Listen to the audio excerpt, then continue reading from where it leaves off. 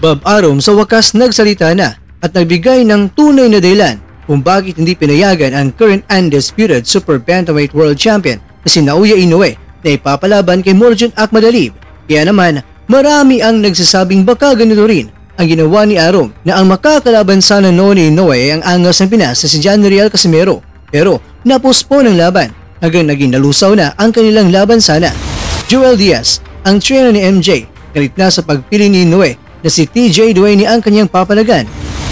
Teofimo Lopez, hinamon na ngayon ang kapwa world champion na si Isaac Pitbull Cruz. Ito po ang mapinagbabatayan ng ating kwentuhan. Kaya tara, kwentuhan na!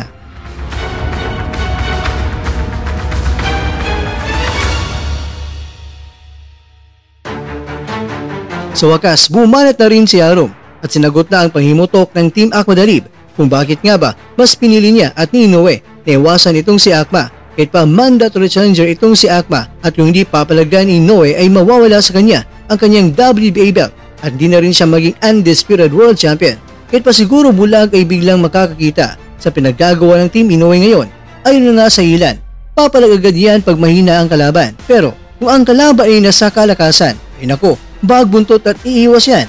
Pero masasabi ba natin na takot si Inoue kay Akhma? Hindi niya ito papalagan. Well, kakwento, wala naman siguro mga boksingerong takot. Dahil kung takot yan ay hindi na talaga aapag yan sa lona para makipaglaban. Pero ang punto lang dito ayon sa ilan ay takot na ang kanyang kartada ay madungisan. Dahil kung mamamantsahan ang kartada ni Inoue, syempre, bababa ang kanyang market value. At ang masangat syempre ay ang boksingerong tumalo sa kanya.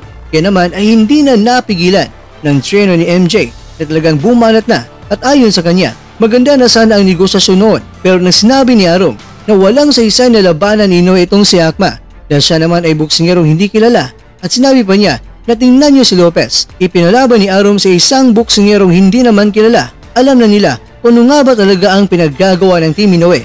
Alam nila na ang boksingerong kinatatakutan ng Team Inoue ngayon na makakatalo kay Inoue ay itong si MJ lamang. Ay naman sa manager ni MJ na si Vadim Kornilov, talagang ginawa lahat ni Inoue para makaiwas lang kay MJ. Humingi pa itong si Inoue ng special permit sa WBA para iwasan muna na labanan ni Inoue itong si MJ at si Duane muna ang kanyang papalagan. Pero syempre kakwento, mahirap yan dahil mandato na ito ng WBA na si MJ at si Inoue na ang maglalaban. Pero kung may step aside fee ang babayaran ng Team Inoue para lang mapapanatili ang WBA belt sa kanya, kadalasan ang step aside fee ay mangyayari lamang yan o papayagan ng kahit anumang major boxing sanctioning organization kung ang ikakasang laban ay mas magandang laban pa kaysa sa mandatory fight. Pero ang nangyari kasi dito mga kwento ay kabaliktaran dahil kung ating ibabalansi talaga, mas maganda ang labang Inoue kontra kay MJ.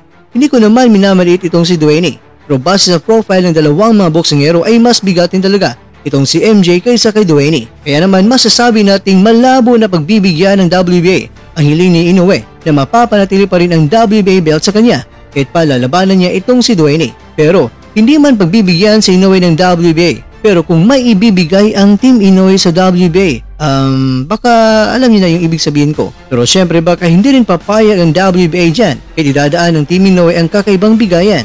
Dagdag pa sa manager ni Inoue na kung para sa kanila hindi papatok sa mga Hapon ang Inoue kontra kay MJ sa Japan, pwede naman silang maglaban sa Saudi o di kaya sa London. Pero talagang ayaw talaga ni Inoue na labanan itong si MJ. Kung tutuusin ayon kay Bob Arum, gusto pa nga ni Inoue na ang kanyang susunod na laban ay sa Japan pa rin gaganapin at itong si Duane ang kanyang kakalabanin. Kaya naman mga kwento, hindi may aalis ang maraming mga boxing fans ang kinasang laban noon ni John Riel Casimero at Inoue na kung saan talagang may kinasang opisyal na laban na, may petsa, may venue at andan ang lahat sa press conference. Sumipot na ang Team Casimero noon under ni Sir Sean Gibbons, ang head ng Manny Pacquiao Promotions, pero walang Inoue sumulpot noon. Kumbaga, planchado na ang lahat-lahat. Pero dahil sa pandemya ay hindi natuloy ang laban. Kumbaga, na-postpone lang. Ulitin ko po na-postpone lang sana. Kaya pwede namang ilipat ang fight date. Pero ang nangyari mga kwento ay talagang burado na talaga ang laban nila. Kaya marami ang nagtataka dahil bakit ginamit na naman ni Arum ang kanyang mahika tulad na ginawa niya noon kay Casimero at ginagawa naman niya ngayon sa Team MJ. At ito nga pala mga kwento ang tunay na dahilan ni Arum bakit pinapaiwas siya itong si Inoue sa mga malalakas. Ayon sa kanya, nang sinabi niya hindi niya kilala itong si MJ hindi nangangahulugan hindi na siya magaling na boksingero. Ang punto lang kasi dito ayon kay Arum, ang boxing kasi ay business at alam niya na alam din niya ng Team MJ. Samantala, ang gusto na lalapain sa susunod na laban naman ni Lopez ang kampiyon na si Pitbull. Magandang laban ito kakwento dahil Unification World Title Fight ang mangyayari dito. Kaya naman para sa'yo, sino ang mananalo? Team Pitbull ka ba o Team Lopez?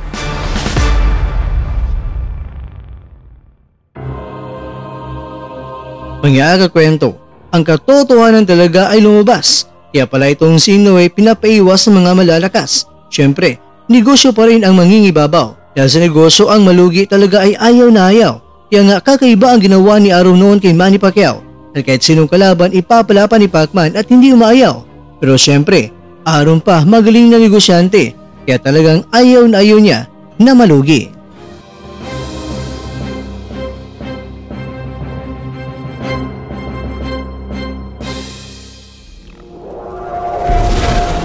At dyan, nagtatapos ang ating kwento.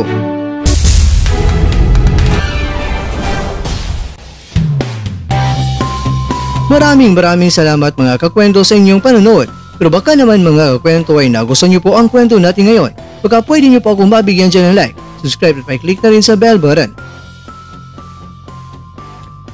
Pero bago tayo matapos mga kwento ay syempre, shoutout po muna tayo dyan sa ating mga kakwento. Kay Kakwentong Reynolds, kay Kakwentong Rayman Balonsong, kay Kakwentong Migs De Vera, at ikaw kakwentong nanonood ngayon, shoutout siya dyan. Bueno, hanggang dito na po muna ang ating kwentuhan. At abangan nyo lang po ang ating susunod na video. At dito lang po yan sa isang channel na kung saan maaaring ito'y mga kwentong di pa na kwento sa inyo.